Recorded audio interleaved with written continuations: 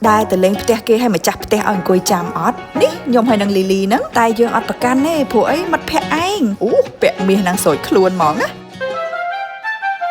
អេនៅផ្ទះហើយពាក់មាសឆេកខ្លួនម៉េះហ្នឹងនិយាយថាចែកលីលី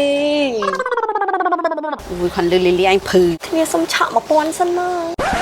មិនថាសង្គមយើងសង្គមគេណាអ្នកដែលខ្ចីលុយគេហ្នឹងច្រើនតែឆាតឆាយហឺហាតែដល់ពេលអ្នកដែលឲ្យលុយគេខ្ចីវិញពេលខ្លះរបស់របរមានអត់បានពាក់កណ្ដាលអ្នកដែលខ្ចីលុយគេហ្នឹងផងខ្ចីថ្ងៃហ្នឹងសងថ្ងៃណាស្អែកចាំស្អែកចាំប្រើលុយហ្នឹង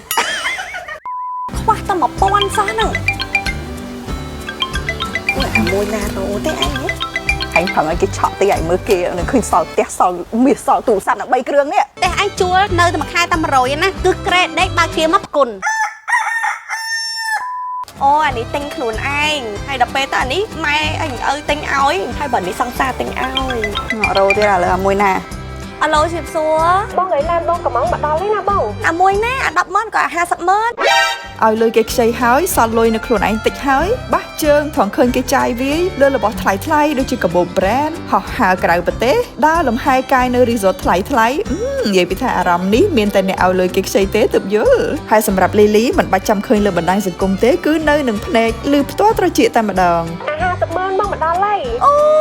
យហ្នឹងហើយបងចាំមកខ្ញុំញាក់ភ្នែកផឹកមិញអញ្ចឹងចាំស្អែកចាំខ្ញុំទៅយកណាបងណាចាអរគុណបងអូយអញអើយ500000ឆ្នាំហ្នឹងគេថាអញដូរឡានឯងមួយលីលីផឹកមិញជិះម៉ូតូណាម៉ូតូលីលីលន់ស្អីមិនដឹងផឹកមិញហ្នឹងអត់ទេគាត់ថាហែងសអញក៏ដល់អាចសហែងមានទលាប់បែបហ្នឹងឯងទលាប់អាក់ខ្វក់យកមាសមួយខ្សែទៅលក់ទៅវាលើស1000ហ្នឹងផងមាសឥឡូវពងឡើងថ្លៃទៀតអាណាគេលក់ពេលមាសឡើងថ្លៃអញ្ចឹងវាមិនខាតពួកឯងវិញនេះសល់លុយហ្នឹងយកធ្វើអីរាល់ថ្ងៃហ្នឹងអត់ទិញមាសទេអីពាក់គេអាលីឯងឆ្លើយជំនួសហែងគ្នាមានសល់អីកើតទិញមាសមិនកើតបើហែងងាកតិចឆក់គ្នាឆក់ណាស់អស់លេងនេះអូខេចឹងពួកហែងដឹងហើយតាំងនៅរៀនឯងឆ្លាតជាងគេចឹងឯងមានបញ្ញាធំជាងគេហែងឃើញឯងបងអានេះគួរនឹងចេះហៀចឹងព្រោះមិនមានចំណេះដឹងច្រើនពេកចាំមិននេះខួរក្បាលហែងបែកមែនមិននេះចេះតែចាញ់មើលមានកណ្ដាត់សបងខាងក្នុងតែយើងដាក់នេះជា fashion អញគួរអត់ទេអញទៅសាតែឥឡូវឯងចូលមកដោះស្រាយបញ្ហាហែងណាគាត់ថាចា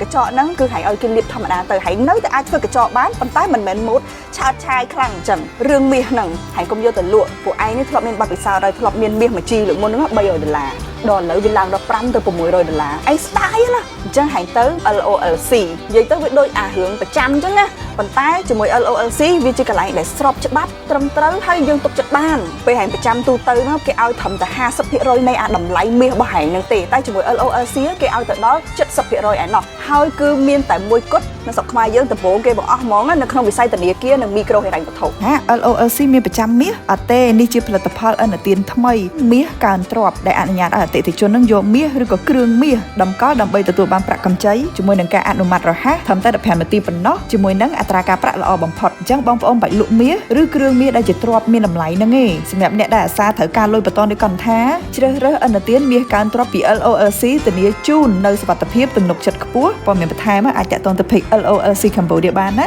ឬក៏ call ទៅកាន់លេខដែលមាននៅលើ screen នេះជាមួយខួរក្បាលដ៏ធំរបស់ខ្ញុំនេះខ្ញុំដោះស្រាយបញ្ហាឲ្យហើយ